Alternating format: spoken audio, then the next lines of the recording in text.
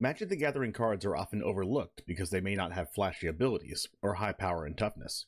But in the right deck, these cards can become powerful secret weapons that catch your opponents off guard. Some seemingly unremarkable cards may not have a huge impact on their own, but when combined with other cards, they can be devastatingly effective. Don't be fooled by a card's lack of flashiness or raw power. In the right deck, even the most underrated cards can turn the tide in a game. One of the best examples is Fable of the Mirror Breaker. It didn't even see ubiquitous standard play until its performance at the Neon Dynasty Championship, making it one of the most underrated cards in recent memory. Starting us off at number 10, we have Leyline Binding. This is an enchantment costing 5 and 1 white. It has Flash and the keyword Domain, which lets you cast it for 1 less generic mana for each basic land type among lands you control, and when it enters the battlefield, it exiles an opponent's non-land permanent until it leaves the battlefield. The reason Leyline Binding saw initial play in Standard was because of the Streets of New Capenna land cycle. With Jetmir's Garden, Rafine's Tower, and Spar's Headquarters all containing white mana, and also count for 3 out of the 5 basic land types, it's easy to cast Leyline Binding for 1 mana if you play a turn 2 Xander's Lounge or Ziatora's Proving Ground to complete the 5 basic land types. The reason it's fallen out of favor is cards like Destroy Evil, Terra Sunder, and Titan of Industry that were prevalent in main decks across the format, but now that Jund midrange has taken a nosedive in popularity and Grixis midrange became the deck to beat in the current meta, Leyline Binding is ready to make a comeback due to its versatility in exiling cards like Sheoldred the Apocalypse and Fable of the Mirror Breaker. The reason it's number 10 on this list is due to its continued popularity in Pioneer and Modern. Next at number 9 is Storm the Festival. This is a sorcery costing 3 and 3 green. It lets you look at the top 5 cards of your deck and put up to 2 permanents with mana value 5 or less from among them directly onto the battlefield. And not only that, you can cast it back from your graveyard with its 10 mana flashback cost, which in other formats like Pioneer, it's much easier to accomplish than in Standard with cards like Nykthos Shrine to Nyx and Nissa Who Shakes the World. It's underrated in Standard because the 5 mana cards that it can get, like Ren and 7 and Elspeth Resplendent, aren't as high impact as other 5 mana cards like Invoke Despair, but the Brothers' War has introduced a new impactful card into the mix with the Mightstone and Weakstone, letting you kill Sheoldred the Apocalypse or any other problematic threat, or draw 2 additional cards to fuel more Storm the Festivals on future turns. Due to this card being a Pioneer format all-star and seeing previous Standard play in the past, this is only number 9 on the list, but can seriously help you win competitive tournaments and MTG Arena ladder matches. In at number 8 is Lisa, Forgotten Archangel. This is a 4/5 angel with flying and lifelink, costing 2, 2 white, and a black that says whenever another non-token creature you control dies, return that card to its owner's hand at the beginning of the next end step, and if a creature an opponent controls would die, exile it instead. Lisa started out being a pretty popular in Midnight Hunt Standard and Orzhov midrange decks that could take advantage of sacrificing their own creatures with Deadly Dispute and Skullport Merchant to gain additional value, and could make sure you didn't lose all your creatures if you had to kill them with Meathook Massacre. Lisa was also a very unwelcome sight for sacrifice opponents since she nullifies their entire strategy by exiling every creature that would enter their graveyard. Since rotation and the ban of Meathook, Lisa has seen significantly less competitive play and has even been replaced by more recent cards like Ao the Dawnsky and Elspeth Resplendent. It's time for Lisa to make a comeback though, since opponents will be forced to use their targeted removal spells earlier on in the game on other powerful cards like Sheoldred and Graveyard Trespasser, and getting around amazing death triggers from Ao the Dawnsky and Ratadrabik on the opponent's field. This one takes number 8 on the list because she's seen competitive play in past Standard formats already, but deserves another look. Next at number 7 is Squeal Monarch. This is a 2/2 legendary Goblin Noble that costs 2 and 1 red. It has haste and the ability that whenever he attacks, create a 1/1 red goblin creature token that's tapped and attacking. You can also cast Squeal from the graveyard by paying 3 and a red and exiling 4 other cards from the graveyard rather than paying its mana cost. Outside of seeing play in mono-red decks as a 1 or 2 of, Squeal hasn't seen much Standard play and rarely ever seen in decks that aren't trying to kill the opponent as fast as possible. The reason for that is there's so much competition in the 3-drop slot for any deck playing red. Fable of the Mirror Breaker, Brotherhood's End, Wedding Announcement, and Corpse Appraiser are just a few cards that could be in competition with Squeal in that slot on the mana curve. Outside of Fable and Wedding Announcement, not many 3-drops in the current Standard format can easily play around Invoke Despair, one of the most popular cards in the game, and Squeal does this with ease. All it takes is one attack, and you've made a 1/1 goblin that can take a hit from Invoke Despair without having to lose too many cards, and even if you have to sacrifice Squee or the opponent removes him with Cut Down or Go for the Throat, you can just cast him back from the graveyard like he never left. This card has a real chance to be great in Standard, so it makes the number 7 on the list. Up next at number 6 is Arlen the Pack's Hope.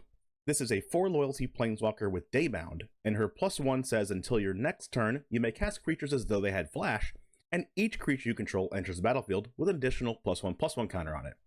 Her -3 lets you create 2/2/2 green wolf creature tokens.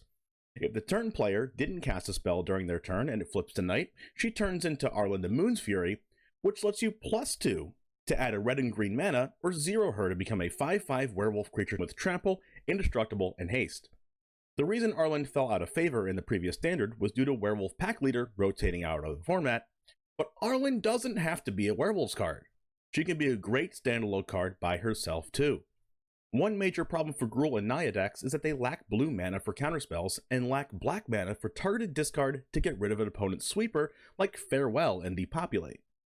Arlen turns this weakness into a strength by letting you cast creatures on the opponent's end step, dodging the sweepers altogether, and entering the battlefield more powerful than usual, allowing your creatures to attack the opponent with the sweeper rotting in their hand. Arlen also allows you to play around Invoke Despair after making the 2 wolves, leaving you with a board presence after she gets sacrificed. If the opponent allows it to stay nighttime, Arlen the Moon's Fury can add mana to cast Titan of Industry or Cityscape Leveler ahead of schedule, or attack in as a 5/5 monstrosity of a creature to finish the game. In at number 5 is Wandering Mind. This is a flying 2/1 horror that costs 1 blue and 1 red, and says when it enters the battlefield, look at the top 6 cards of your deck, reveal a non-creature non-land card from among them, and put it into your hand, and put the rest on the bottom in a random order. Since this card has been printed, it's fallen by the wayside due to the power of Corpse Appraiser and Fable of the Mirror Breaker, but this card can do something that the others can't. Look 6 cards deep. Wandering Mind effectively draws the best card out of the top 6 while being a 2/1 flying threat on its own and isn't legendary, making it a prime candidate for Fable of the Mirror Breaker's flip side, Reflection of Kiki-Jiki. This card can be played in every blue-red shell. In Grixis, it can find your removal spells or a game-sealing Invoke Despair. In Jeskai, it can find your Wandering Emperor, Wedding Announcement, or Farewell. In Temur, it can find a Storm the Festival or Red and 7, and in Izzet, it can find a well-timed counterspell or more copies of Fable of the Mirror Breaker, making this one of the most well-rounded creatures in current Standard. At number 4, we have Itsushi the Blazing Sky. This is a 2 and 2 red 4/4 legendary dragon spirit with flying and trample, and when it dies, choose one between exiling the top 2 cards of your deck and playing them until the end of your next turn, or creating 3 treasure tokens. This cycle of legendary dragons from Kamigawa Neon Dynasty has seen little to no play in Standard until Vanishing Verse rotated out of the format, and after rotation, only Ao the Dawn Sky has seen significant competitive play due to its amazing death trigger. Since the majority of efficient removal spells in Standard right now are cards like Go for the Throat and Infernal Grasp, and even cards like Liliana of the Veil and Destroy Evil, they all have one thing in common. They don't exile. This leaves the door wide open for these mythic legendary dragons to take a foothold on Standard and become some of the most powerful threats. Itsushi letting you look 2 cards deeper into the deck for the next threat or timely removal spell, after the opponent already used a card to kill it, is a really useful effect that can swing games in your favor, and the Treasure rating effect can allow for a huge spell like Portal to Phyrexia, or let you double spell much easier on the next turn. At number 3, it's Kaylas Reconstruction. This is a sorcery that costs X and triple white, and lets you look at the top 7 cards of your deck and put up to X artifact and or creatures with mana value 3 or less from among them onto the battlefield. Sound familiar? This card is very similar to a card that has dominated formats from Standard all the way to Modern, Collected Company. Although not as good as Coco since it's sorcery speed and not an instant, and having to use 5 mana to get the 2 creatures that Coco would get you, Kayla's Reconstruction looks at 7 cards instead of 6, and as the game goes long, it can put 3, 4, 5, even 6 creatures on the board all with one single spell, making this card much better than Collected Company past turn 4. Kayla's has seen rare competitive play since its short time in Standard in Blue-White Soldiers and Mono-White strategies, but it's time to look at this card for its true potential and start playing more copies in your white-based creature decks, especially if you're going for a synergistic or even combo-based game plan. At number 2, we have Teferi Temporal Pilgrim. This is a 4 loyalty planeswalker that costs 3 and 2 blue. Its static ability lets you put a loyalty counter on him every time you draw a card. His 0 ability lets you draw a card, effectively also putting a loyalty counter on him. His -2 ability creates a 2/2 blue spirit creature token with vigilance, and whenever you draw a card, put a +1/+1 counter on it. And its -12 ultimate has your opponent choose a permanent they control and return it to their hand, then shuffle all remaining non-land permanents they control into the deck. Teferi has seen fringe play in Esper strategies utilizing Rafine's Scheming Seer to draw a ton of cards and put tons of loyalty counters on Teferi and the spirits he makes, but the real power of Teferi is in a hard control strategy, with the win condition being to kill the opponent with a bunch of powerful spirits.